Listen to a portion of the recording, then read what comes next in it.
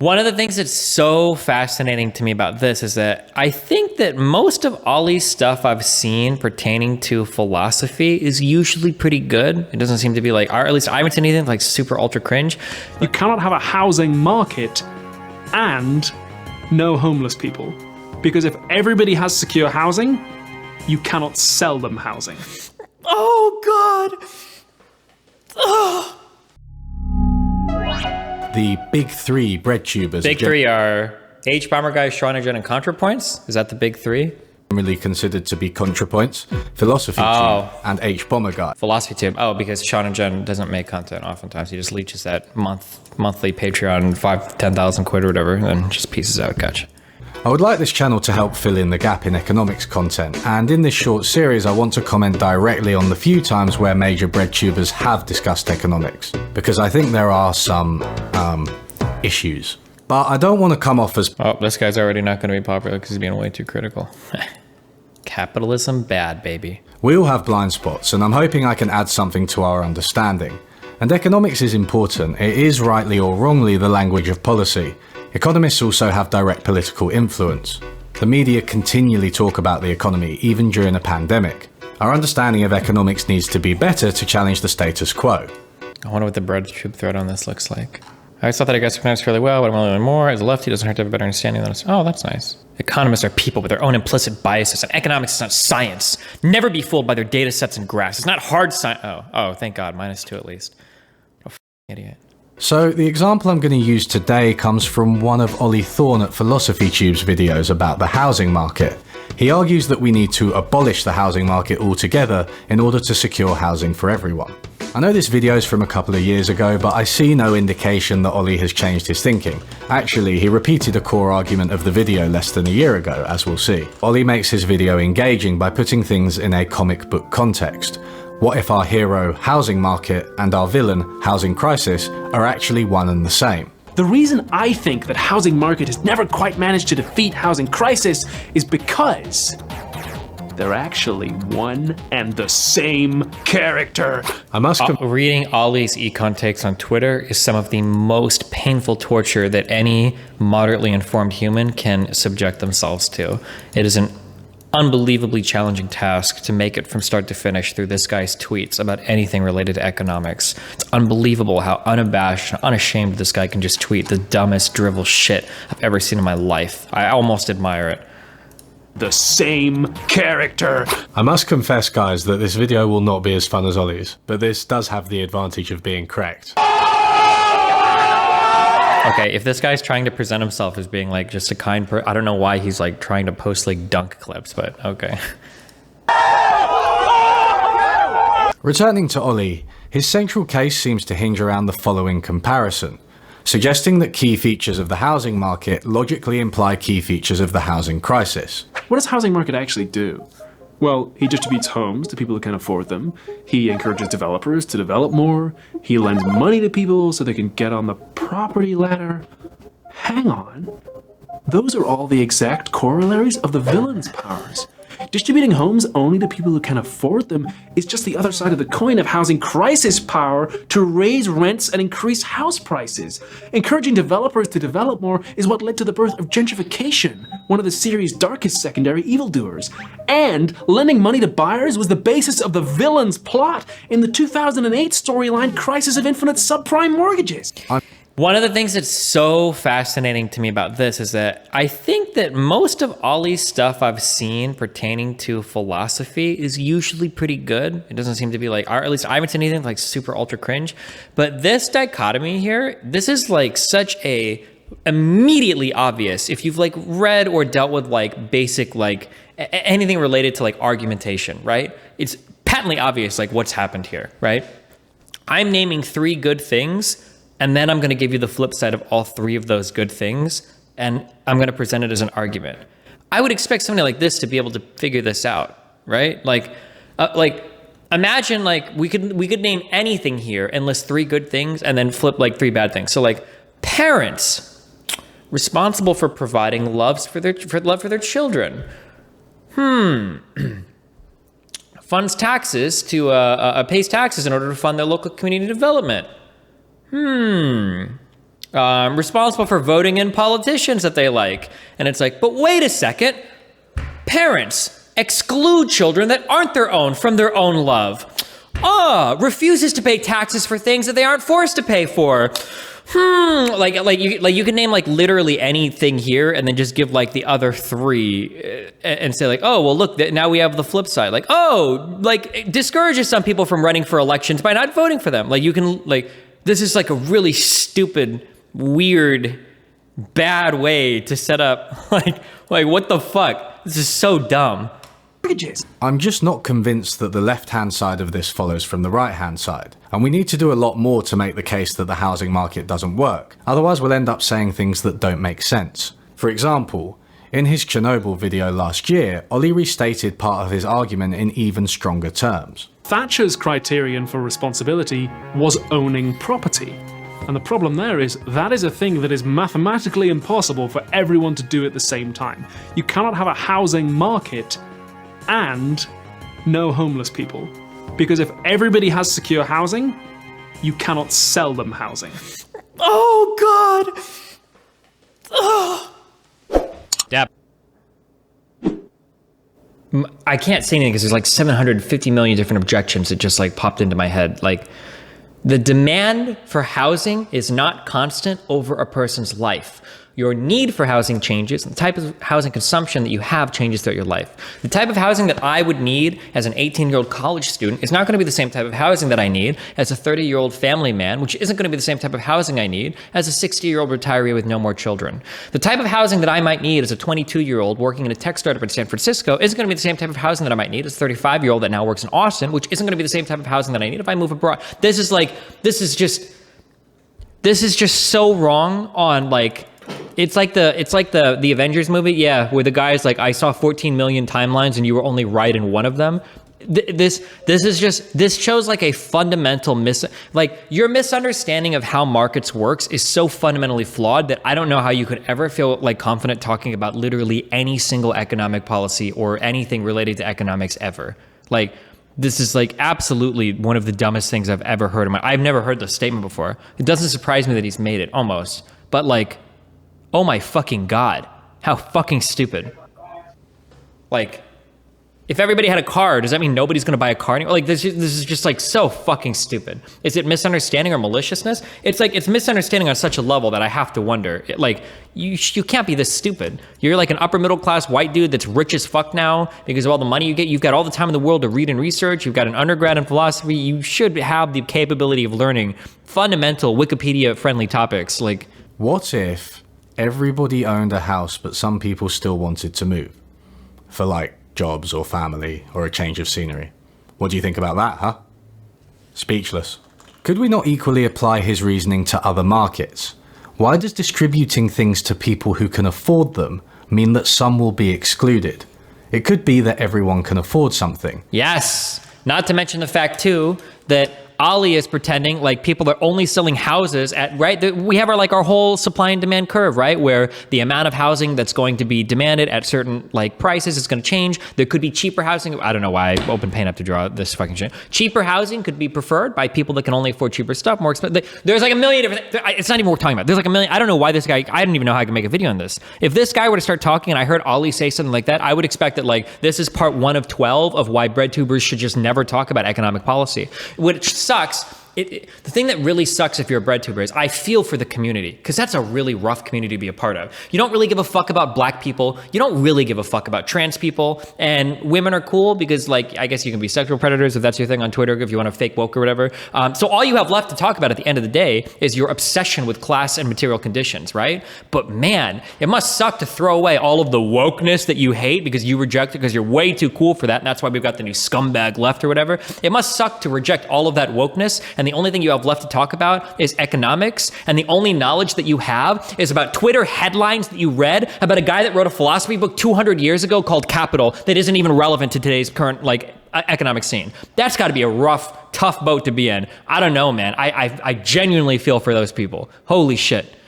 Things to people who can afford them mean that some will be excluded. It could be that everyone can afford something. For example, in rich countries, basically everyone can afford an apple. Nobody speaks about the Apple crisis. Well, okay, that's a bad example, but you get my point. It's still going to be profitable for firms to sell to people, even if everyone can buy. But apples and houses obviously differ in important ways. Breadtube says a lot about social issues. Their economic takes are just stupid. Yeah, Breadtube talking about social issues. Why don't we have enough black YouTubers? And thinking about this could help us understand why the housing market fails while the Apple market, for the most part, doesn't. Okay, so the first thing about apples is that they have what we might call good market feedback mechanisms.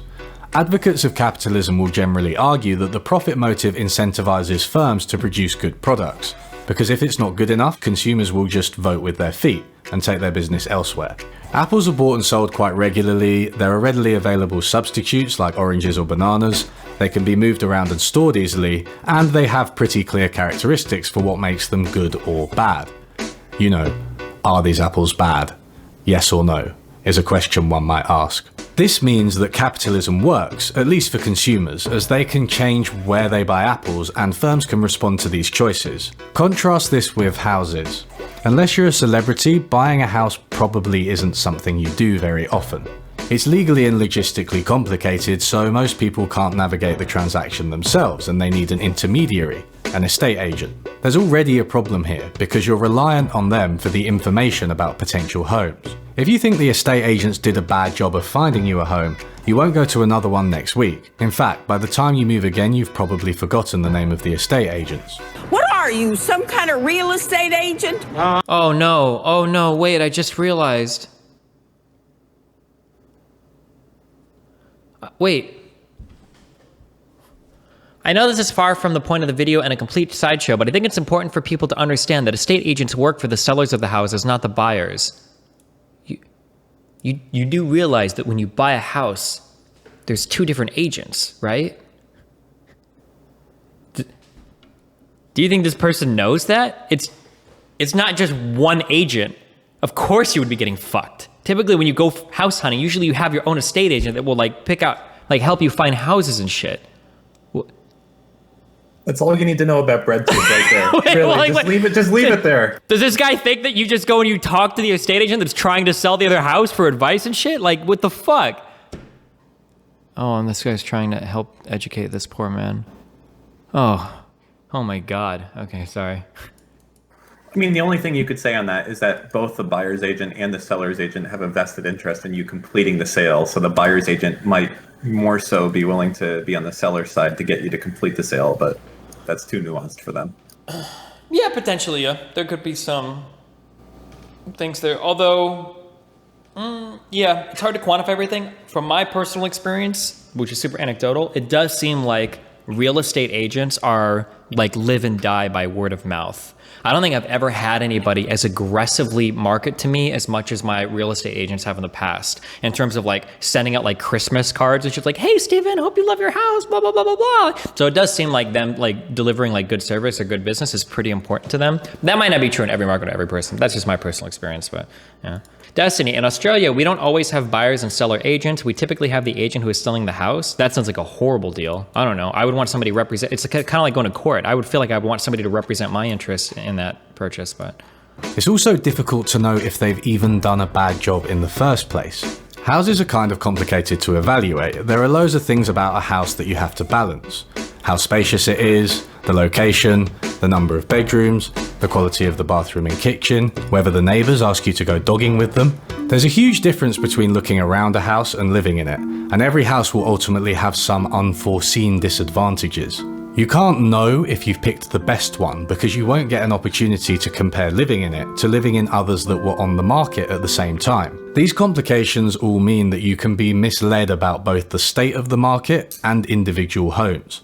So you're much more reliant on trust, norms, and when those fail, government regulations. I mean, why do you think grocers have reputations as nice couples with West Country accents, while estate agents have reputations as dodgy shucksters? It's awfully small. I'd say it's... These are really good points to why... One of my favorite things about people, or There are really good critiques to capitalism not functioning well in certain markets. And these are really good objections to having like a pure capitalist system for like housing markets. It is very difficult to compare one to another. It is a very complicated process. You don't always know what's going to happen. You are relying a lot on third-party people for information. Anybody that's bought a house knows that one of the most important parts of buying a house is getting it. Literally, you have to pay $300 or more to a third-party independent home investigator to come in and do a fully comprehensive report on it. And then you're relying on his word for everything. Then you've got to rely on your agent to make sure that you know what changes to ask for, or if you should ask for any, or if the price is right. Like, there is a lot of like, these are good objections to why, like, oh, like buying a house sometimes, like from a purely like free market point of view, like it's a little bit difficult to do that because of all the complications surrounding it. Yeah. Roughly cozy, Not investigator, home inspector. Dilapidated. rustic, That house is on fire. motivated seller. So we've got that market feedback mechanisms don't work very well for housing as compared to apples. But you're probably thinking there's a bit more to it than that. So let's move on to the second point in our table. To understand this one better, let's take a visit to Rightmove and take a look at two houses. One is a 3-bedroom house with 3 floors, and it looks pretty nice, to be honest. It's got all the trimmings and a garden. It's safe to say that this could comfortably house a family. The other is a 1-bedroom flat, and it's clearly well below the standard of the house. Now let's play a game. How much do you think each of these costs? That's right, they're the same price. But what I haven't told you is where they are. The bigger, nicer house is in Coventry, whereas the flat is in London. That's how bad London is for house prices, and it wasn't even one of the expensive areas. A lot of the value of housing derives from its location. Economists sometimes think of this as the land the housing is built on, as opposed to the structure itself. And in my experience, this is not a distinction which is obvious to most people.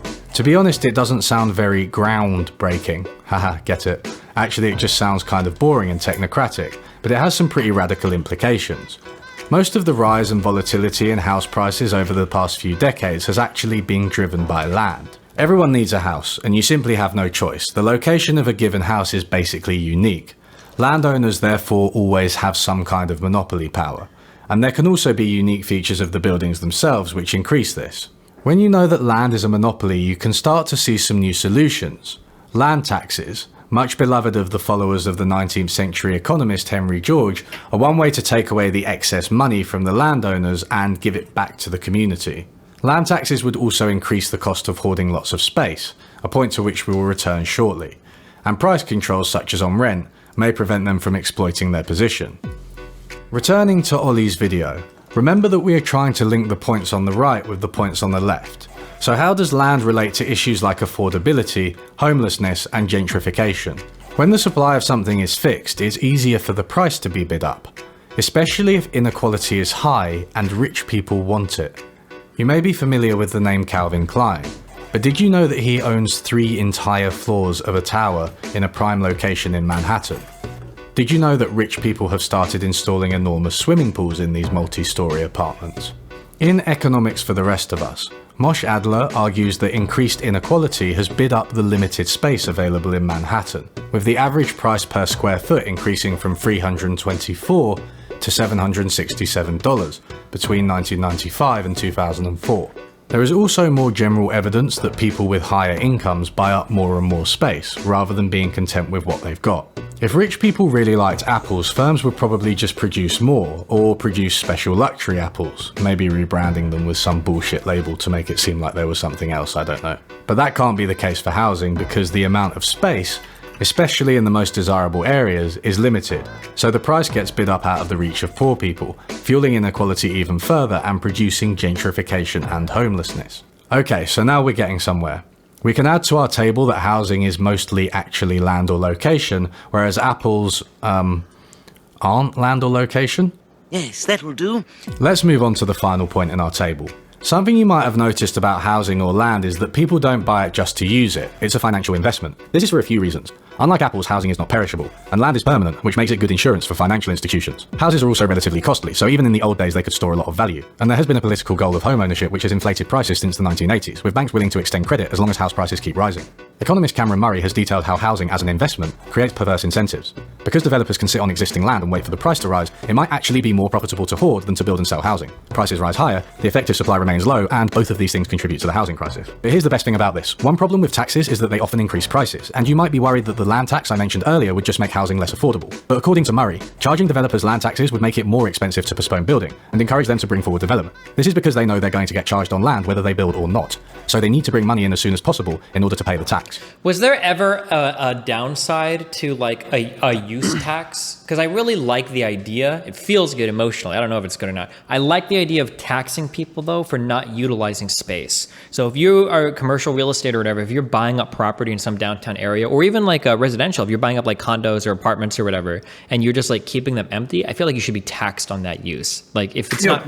What? Real talk, I don't subscribe to this in the vast majority of fucking cases to begin with. Like in general, if you own land, you want to use it. Like it's the dumbest idea ever to buy land like in Manhattan, like as a parking lot and not use it. And there's a reason that fucking almost no one does that. But I thought, man, fuck, we should look up data. But my understanding is that especially in Canada, that in places like Toronto and Vancouver, like you were getting foreign investment from Chinese people that would just buy up a ton of places and they didn't even need to rent it to make a lot of money. They didn't want to go through the hassle of filling it with tenants, of doing any of the property management, any of that bullshit, because they knew that the value in that property was increasing so fast and the investment is so fucking safe that money would just flow to that property anyway and they would just sit on it. That was my understanding. Okay, so in that case, right, that's a very specific use case. What do you have? You have someone from another country who's just looking to move money out of their country and they are not looking to make money at all. No, they look, so people, that's hard to fight against because they would make more if they did do something with that land. They would make more if they rented out that apartment. So there are different types of money that flow throughout the world. And one thing that some people like are long-term, rock-solid, ultra-safe investments. This is why people buy treasury bonds from the United States, is because it's seen as the safest investment in the world, right? You don't make great interest rates on T-bonds. What is it, like 1%, 2% sometimes, or less recently because of how lower interest rates been, right? Or maybe a little depending on the time horizon. But like, you don't make a fuck ton of money buying treasury bonds from the U.S. government. Nobody invests in these as an intelligent investor. But there are large people sometimes like, well, if I've got like billions of dollars, maybe not billions, but like hundreds of millions, like this is like very safe, like investment, right? And housing for some people is a similar type of investment. Like I'm not looking to make like 10% historic returns year over year, but I can make a lot of money investing in property in Vancouver and Toronto. And I don't need to like risk any of my money doing it. I don't need to put a tenant in there. I don't need to worry about any of that shit. Why would I even risk it? Like I know that I'm going to get a safe, easy return on that by just buying the property and sitting on it. Seems to be the case. I would counter that with that happens, but I think that's the vast minority. If you look at, by far, if you look at all investment into housing in the United States, or I can't really talk about Canada that much, but like how many people are buying something and be like, all right, I'm just going to hold on to this and do fucking nothing with it for 10 years. I think that's extremely rare. And I think it's really blown the fuck out by lefties trying to like make it seem like a big deal. Most people who buy something, I mean, look at South Florida, which is basically like the fucking pinnacle of real estate speculation. You think there's anyone out here who's just buying land or buying a house and be like, yeah, cool, I'm just going to sit on that? Fuck that. They buy that place, they tear that fucking thing down in 5 minutes, and they're rebuilding something immediately to put it in that spot. I don't know if South Florida, if that real estate is as fucking cutthroat competitive as it is in like New York or San Francisco. Or like that's even worse. Yeah, you're right. Like South Florida is not as competitive as Manhattan or San Francisco. So what happens in those places? I think it's rare that people are going to buy a place and be like, yeah, I'm just going to chill on this. That's a poor financial decision to do. I'm not saying people won't do it, but it's just you should do that and then do something because you'll make more money. It doesn't change your effort or anything. So it does happen. But it's less financial profitable than if they don't do that. Yeah, I don't know. I would have to look, I guess. It would be, because I'm going just on like, I don't have like solid numbers to back me up. I could be totally wrong. Well, I mean, if you think about it, there's no way it's more profitable to just, let's say hypothetically, there's a parking lot in Manhattan right now and you can buy it for $10 million. It's, whatever, 2,000 square feet or something. Are you going to keep it as a parking lot or are you going to develop it? Right? As an individual, I wouldn't want to just hold on to it. But if I was somebody with a lot of money that just wanted to throw it in places for safe and easy like returns, then just like buying, like a real estate in Vancouver, just sitting on it, doing nothing with it, I know I'm going to get like some safe investment. I could sell it like later on and other people take care of it for me. I don't have to worry about it. Like, I don't know. Sure, but the problem is there's expenses for that stuff to buy something which is just a piece of land that has no income. It doesn't have to income. It doesn't need an income. The capital appreciates. That's the thing, right? Because the housing prices are driven not up always. Right, not always. I mean, I think for real estate in big cities, I think the speculation on it is that it will. I think that's how it's treated. Like a lot of these things are traded almost sort of like financial instruments, right? Where the speculation is that the price are going to rise and rise and rise, right? I understand, but here's the thing I'm trying to say. And someone in chat actually said this. there's a tremendous amount of incentives that we give to you not to do this, right? There's being able to write off the income by having it expenses. There's tax credits that you can do. There's a lot of reasons. If people want to switch to stick, that's fine. But I think we already, if you want to give up all those incentives, I think that's an option. Yeah, But I guess this does what I'm not curious happen about then is frequently. because I'd heard that in Canada, across some of their big cities, that they were implementing these use taxes because it was a problem. I wonder if it was actually a problem and they implemented those taxes as an economic response, or if it was just something that was politically popular because a few people noticed. I think it was happening. definitely politically popular, right? Like, I understand that people make a huge deal. Like, I wish I knew more about Toronto, or is it Toronto or Vancouver? One of them where apparently Chinese were buying up places and keeping them empty. I've heard it for both, but I hear that, but I don't know like what the I'd be actual really vacancy interested rates. what percent of the housing stock this is, and more so than that, it sounds like this is systematic of another issue, which is foreign investment, not of the use case, right? So, yeah, I'm not sure. Okay, but anyways. Yeah, okay, I'm not sure. Okay, in Vancouver in 2017, there was only 2,500 houses that were vacant. I don't know if that's true, but that's someone in chat said, so that was Calixtus. Gotcha, yeah, because I think we argued about this a long time ago, and I think we looked up vacancy rates, and I don't think they were out of line with anything else in any other big city. It didn't look like they were especially vacant.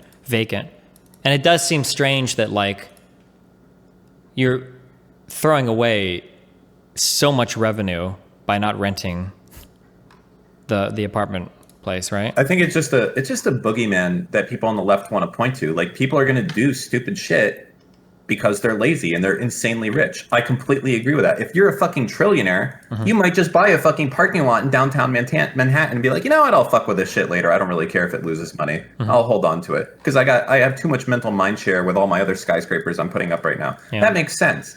But I wish that, most like- investors aren't like that. I wish that people would spread out more, dude. Land, there is... What?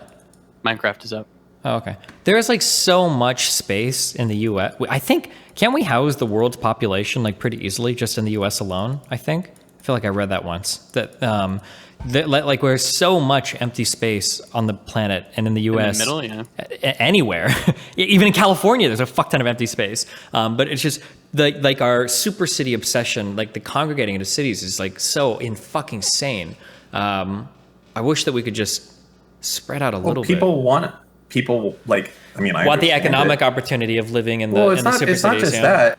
Like, I don't want to be in Homestead. There's fuck all to do there. You know what I mean? No, Like, that's I not true. wanna- No, you can have plenty to do in like a random. You don't think there's a big difference between, like, for instance, living in San Francisco versus living in, I don't fucking know, Bakersfield?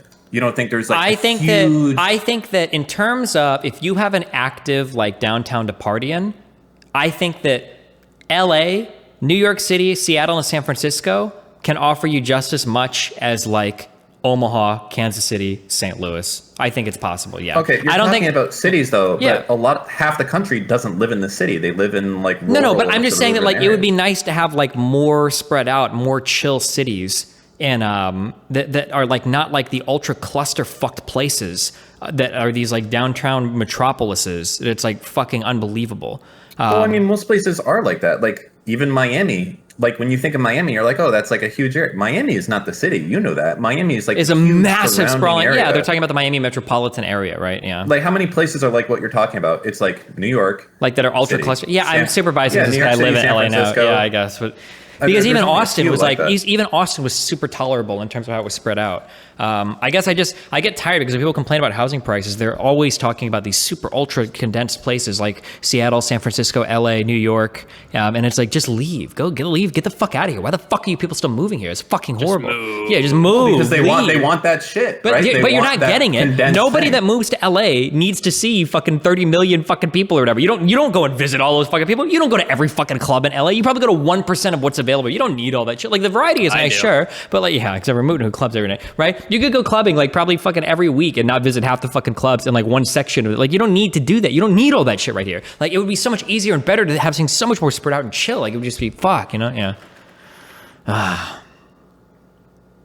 But I don't know, man. It's the obsession with living in a certain spot, dude. Like, I'm wondering if these people are ever going to demand the right to like live in Aspen or one of these fucking places, dog. They're in a real fucking treat. There's a yeah. It's Why the crazy. fuck do you live there then? I don't commute to work every day. I would never commute an hour every single fucking day of my life, both ways. Never?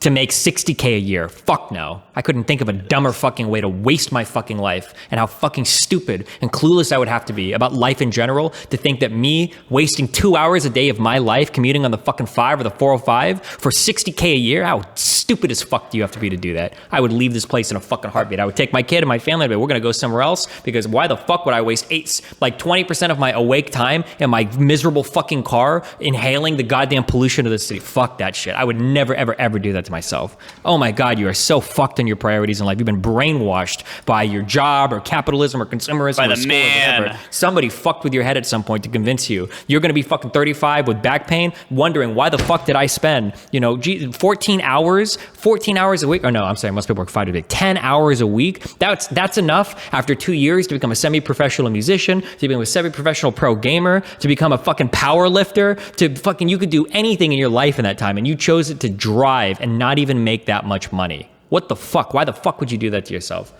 Oh my God. Dude, I'm telling you right now, this all comes from a fundamental desire from like these people. Like, I have the right to live in San Francisco, and it's like, dog, there's not enough fucking shit there.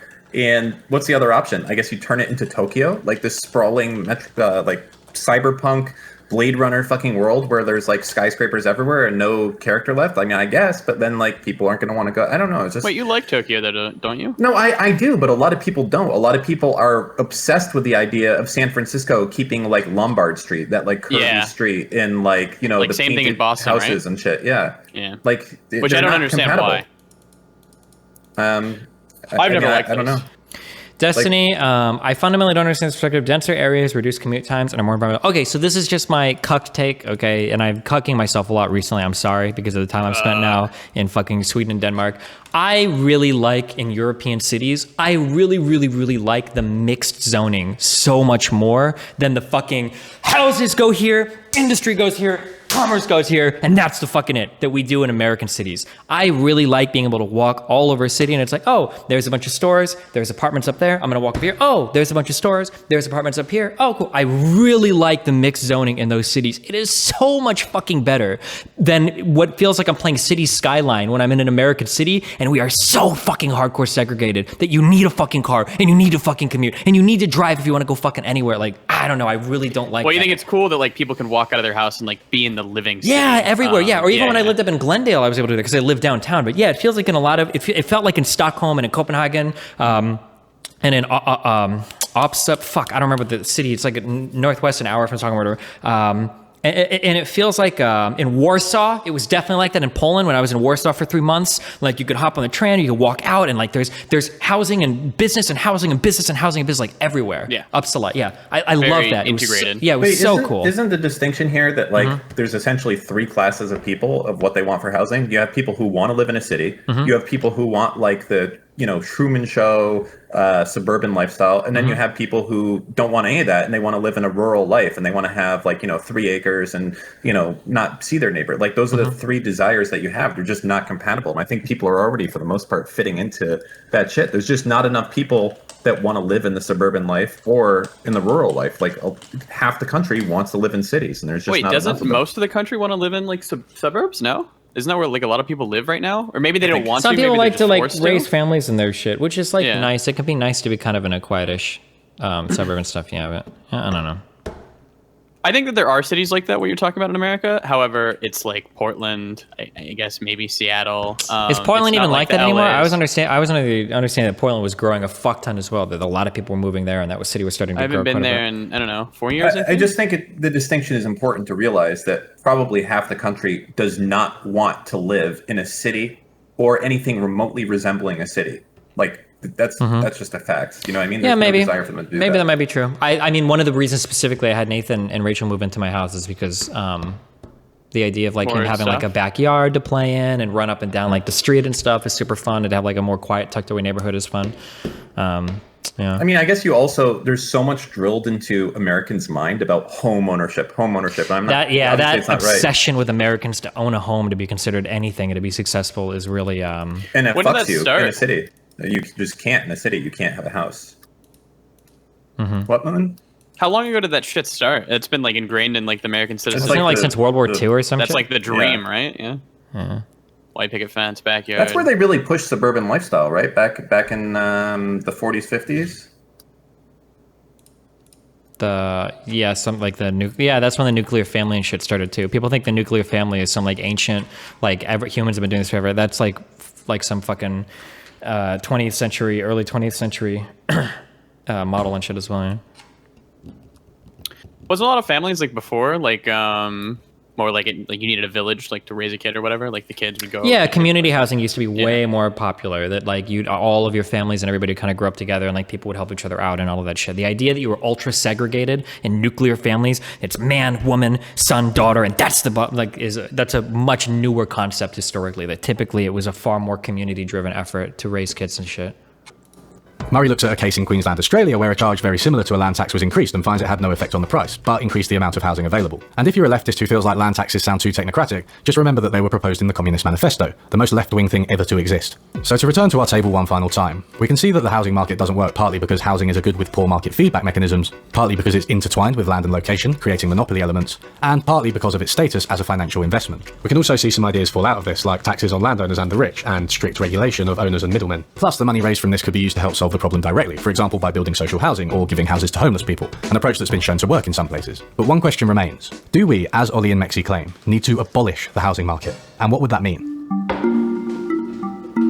Later on in his video, Ollie gives his main proposal, that landlords should have their property forcibly acquisitioned, that people should not be allowed to profit from home ownership, and that control of housing should be devolved to communes. I don't disagree entirely with the principles behind these ideas, or even the end goal, but it strikes me as kind of simplistic, and this leads to some errors. Let's start with the big one. There is no reason to believe that a market in housing inevitably results in a crisis in housing. You know, housing crises are a bit of an Anglo-Saxon thing, at least among the rich countries. There are places where houses are affordable even though they aren't fully socialist, and we can learn from them, but we need to be a bit more systematic. There are serious questions to ask about how housing would work outside the current system. Questions like, who will decide to build housing? Where will they get the materials and labour from? What kind of housing would be prioritised and who says so? Who will fund these decisions? Who will own what bits of the housing and land, and what rights do they have? I want to offer partial answers to these questions with three main proposals. I'm going to draw heavily from the book Rethinking the Economics of Land and Housing, which has a number of suggestions in it, ranging from reformist to socialist. I'm going to warn you this final bit will be a little denser than the rest of my video, but honestly I don't know how else to talk about policy. Now, I get that the length and format of Ollie's video meant that not everything could be explored in depth, something that he and Mexi discussed in the stream after the video. In this stream they do float some interesting ideas, but they still don't say enough about how we get from our system to a socialist one, and they also miss what I view as the key distinctions we need to make between housing, land, and finance. For instance, Ollie uses landlord to mean owners of properties rather than land itself. There's nothing wrong with this in itself, as it's the common usage, but in this case it matters for his proposal to take their property without paying them. In his view, they've already received compensation via the rent they've paid in the past. And if it's already canon that people can have their property expropriated for a new mall, it's surely not that much of a leap to say they could be expropriated so people could actually live in them? Only this time the money for that forced buyout would be all the rent that's already been paid over the whole time the series has been running. Who would the big losers be? Rich landlords, banks who got people into debt, and people who were using property to launder money. Data on this are hard to come. Never mind. I don't. Yeah, Well, I'll just let this guy say what he wants to say. This is all the rent so that's- one-dimensional. It's already been paid over the whole time the series has been running. Who would the big losers be? Rich landlords, banks who got people into debt, and people who were using property to launder money. Data on this are hard to come by, but some data from the US suggests that many landlords use their properties just to make a living, and actually have similar incomes to their It's really irritating because most of these like big leftist, oh wait, I should say the wealthiest leftists, because then people are gonna point to some dumbass with like all of these leftists that talk about how like evil landlords and shit make like 12 times as much money as like most of these fucking people, but okay, like landlords in general. tenants. You can believe the social role of landlords is a bad thing while still acknowledging some people depend on it. It's just like people who work in the fossil fuel industry. Sure, they're part of an exploitative system, but it doesn't mean they are individually rich, and any transition needs to acknowledge the disruption to their lives. If we're looking to move towards forms of collective ownership that don't rely on the state, then my first proposal would be more local initiatives like community land trusts in the UK, where members democratically own the organisation, which itself owns land and develops affordable housing in response to the needs of the community. Now, this is a room with electricity, but it has too much electricity. So, I don't know, you might want to wear a hat. Over the long term, I'd like to see these grow, but right now they're just too small to make a dent in the land market in richer areas and cities. My second proposal would therefore be for the government itself to start buying and leasing land. In South Korea, there's a government-owned entity called the Korean Land Corporation, and it buys, sells, and develops on land. Creating similar entities that have the power of compulsory purchase, and that's with compensation, would allow them to put land to good use, and would put pressure on the landowners who were. This could have similar benefits to a land tax, including reducing speculation and raising revenue, but it would not penalise the ownership, construction, and maintenance of the actual homes. For the third and final proposal, people could also retake control of finance, and the case of the British bank Northern Rock gives us some hints as to how. Northern Rock used to be what's called a building society. Actually, it used to be several different building societies. These organisations were owned by members to pool their money and help them finance building their homes. They would sometimes even dissolve automatically after all their members had done so. The wave of deregulation starting in the 1980s turned many building societies into modern banks, which meant that they were free to do terrible, terrible things with their money. Northern Rock famously went bust in 2007 after overextending itself and had to be bailed out by the government. Then in 2015, Northern Rock had its assets bought up by US investment fund Cerberus Capital Management. Cerberus. Even capitalists themselves can see how much of a joke this all is. Financial institutions that are owned by their members, like building societies, are known as mutualist. Countries with more mutualist financial institutions, such as Germany, Austria, and Switzerland, are notable for their low debt levels and functioning housing sectors, as well as the fact that the lending which does take place isn't into speculative real estate bubbles. So, if the government and local authorities control the land and various community-owned organisations finance and build the housing, likely further supported by the government, does this count as abolishing the housing market? My answer is honestly, who cares? It's already a radical first step towards overcoming the housing crisis, and if it turned out the remaining market mechanisms were leading to problems, then over time we could experiment with moving towards other ways of allocating housing, some of which Ollie and Mexi discussed. But more than anything, I'm hoping this video gave some solid economic foundations for what's wrong with the current system and how we might change it. Remember to hit that like and subscribe, and don't forget the notification bell so that my videos show up right in your feed. Destiny is kind of out of the loop, lol. Imagine talking about 60K as nothing. That's twice the median pay. I'm an electrical engineer and I only make a little more than 60K. Granted, I'm in Texas. Why did you wait until the very last line to tell us how fucking stupid you were, you fucking moron?